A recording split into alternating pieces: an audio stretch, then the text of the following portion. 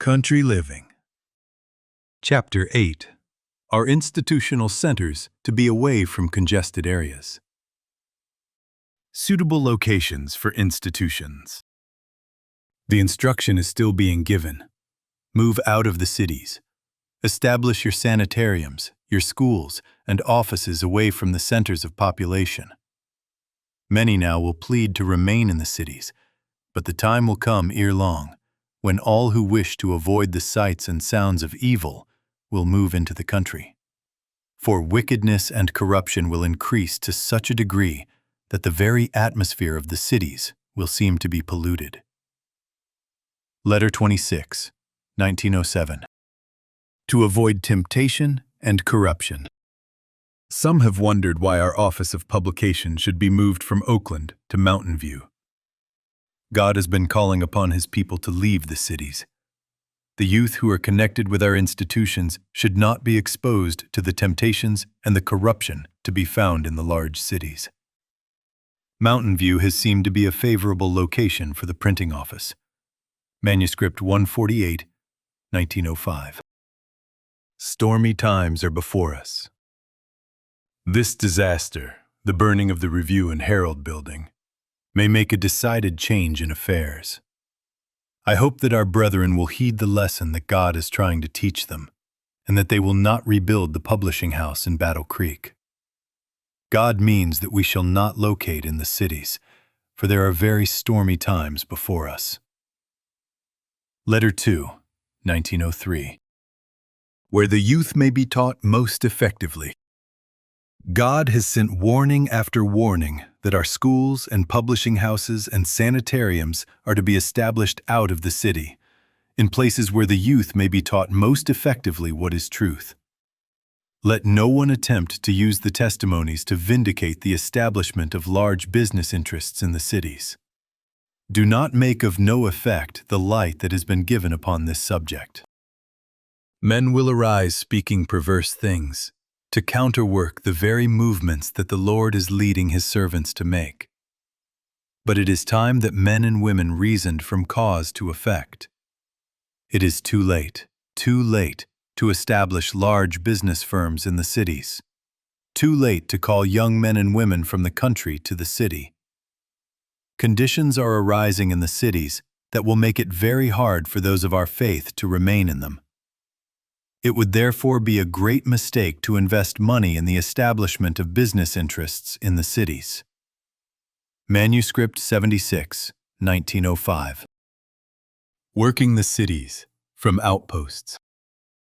As far as possible, our institutions should be located away from the cities.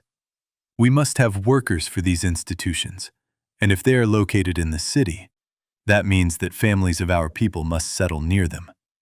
But it is not God's will that His people shall settle in the cities, where there is constant turmoil and confusion. Their children should be spared this, for the whole system is demoralized by the hurry and rush and noise.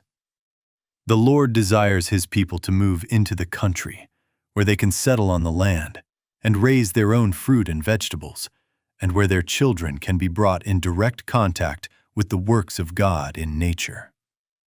Take your families away from the cities is my message. The truth must be spoken, whether men will hear or whether men will forbear. The cities are filled with temptation. We should plan our work in such a way as to keep our young people as far as possible from this contamination.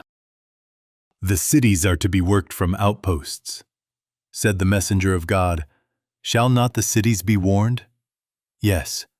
Not by God's people living in them, but by their visiting them, to warn them of what is coming upon the earth. Letter 182, 1902. In easy access to the cities. Let men of sound judgment be appointed, not to publish abroad their intentions, but to search for such properties in the rural districts, in easy access to the cities, suitable for small training schools for workers, and where facilities may also be provided for treating the sick and weary souls who know not the truth. Look for such places just out from the large cities, where suitable buildings may be secured, either as a gift from the owners or purchased at a reasonable price by the gifts of our people. Do not erect buildings in the noisy cities. Medical Ministry, 308, 309, 1909. Lessons from Enoch and Lot. As God's commandment-keeping people, we must leave the cities. As did Enoch, we must work in the cities, but not dwell in them. Evangelism, 78-79, 1899.